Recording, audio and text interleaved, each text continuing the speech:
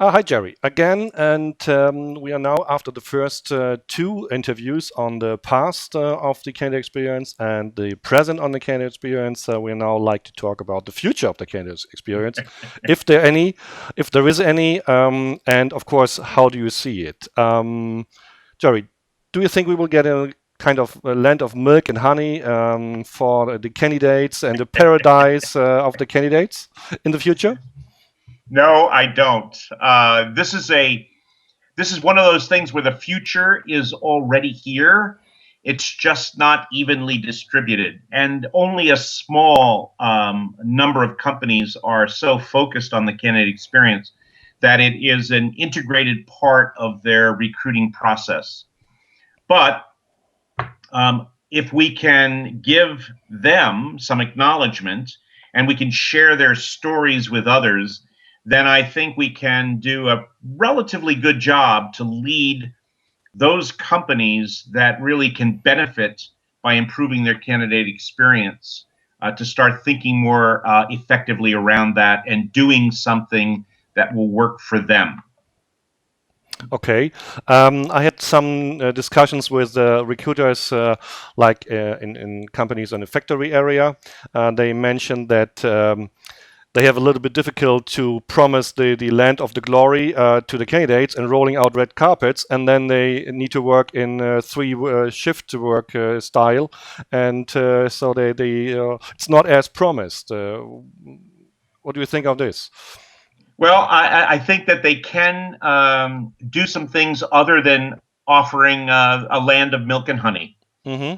So, for example, they could help people know how long it's going to take to complete the process. They could tell people more effectively when a decision might be made and then hold to it.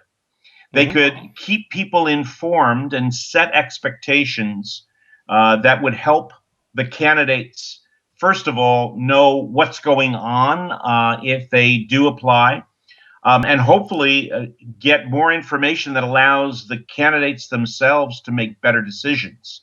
So if we focus not on making them happy, but on making them more knowledgeable, Okay, then that we're makes sense. focusing on the right stuff.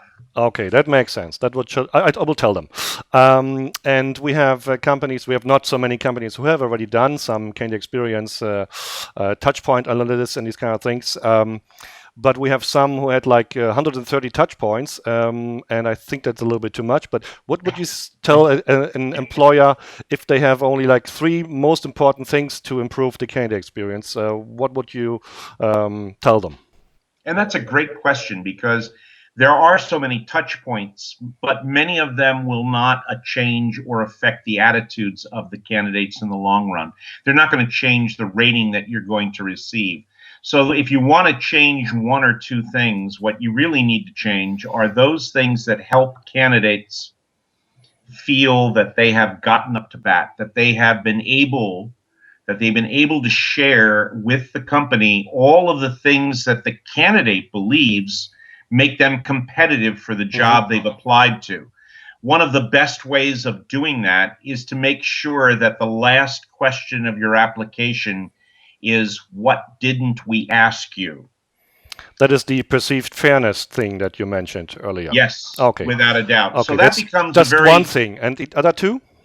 I think the other two are to make sure that there are touch points with recruiters in which they analyze or they work with whoever does analyze the candidate experience so that the recruiters are involved in understanding what they can contribute, that they are in some way held accountable Okay. for the experience that candidates have. So accountability is a key issue here.